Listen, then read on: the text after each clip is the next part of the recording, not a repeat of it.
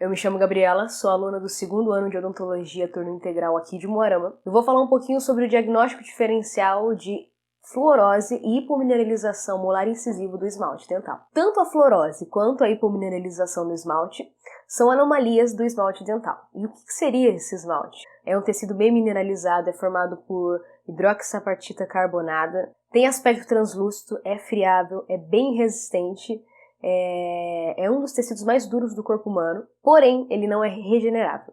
Então, durante a formação do esmalte, existem fatores que podem interferir a melogênese, que é a formação do esmalte, e essa interferência irá implicar em um defeito do esmalte. Defeitos que podem ser quantitativos ou qualitativos, depende de qual estágio da formação da melogênese vai ser atingido. Porém, independente se seja um defeito quantitativo ou qualitativo, existe muita semelhança nas características desses defeitos, o que dificulta o diagnóstico diferencial. Então, o objetivo da pesquisa é justamente isso, é juntar evidências científicas que possam facilitar o diagnóstico diferencial do cirurgião dentista, abordando a sua etiologia, as características clínicas e as suas manifestações também. Então, para entender todo o processo, é necessário retornar na melogênese e entender que ela ocorre em 3 estágios.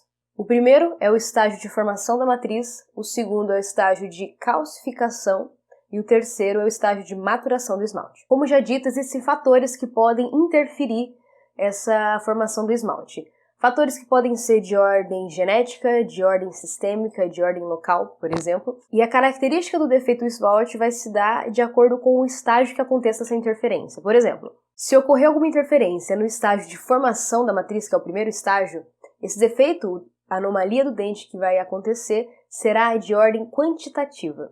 Ao passo que, se essa interferência se der na fase de maturação do esmalte, por exemplo, o defeito será de ordem qualitativa. E para entender bem isso, existe uma classificação proposta pela Federação Dentária Internacional, em que divide em 2 grandes grupos: hipoplasias e hipomineralização do esmalte. E dentro desses 2 grupos grandes, existem outros subgrupos. Por exemplo, no grupo da hipoplasia, ela é subdividida em amelogênese imperfeita e hipoplasia de Turner. E dentro da categoria de hipomineralizações do esmalte, existe a hipomineralização molar incisivo e a fluorose. Esses 2 últimos defeitos citados, a fluorose e a hipomineralização molar incisivo, possuem muitas semelhanças entre si, o que é justificável, porque ambas acontecem na fase de maturação, ou seja, são defeitos qualitativos do esmalte. Mas apesar de toda essa semelhança, é possível sim realizar o diagnóstico diferencial.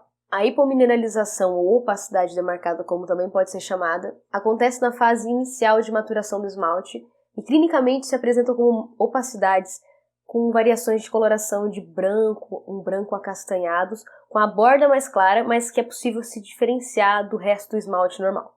A sua etiologia pode estar associada a doenças respiratórias, a complicações perinatais, a infecções, a fatores sistêmicos, a fatores genéticos.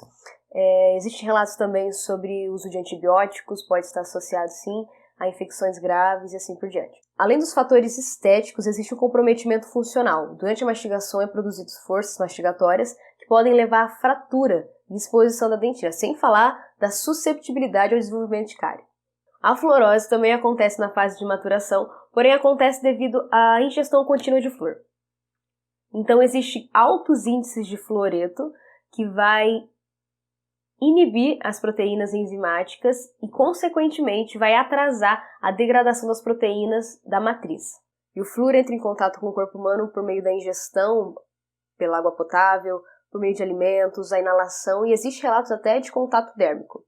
Clinicamente, a fluorose se apresenta como um esmalte opaco, que pode haver manchas brancas acastanhadas com essa variação de cor.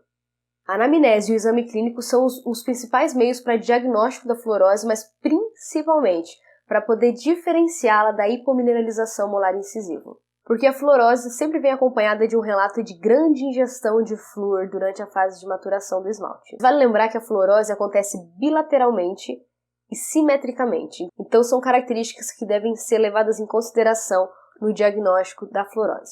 Tão importante quanto a anamnese e o exame clínico é o conhecimento prévio do cirurgião dentista, conhecimento sobre a etiologia dos defeitos do esmalte, as suas características, manifestações clínicas, pois somente assim será possível realizar um prognóstico e oferecer um tratamento que possa vir a neutralizar os efeitos deletérios causados por esse defeito do esmalte.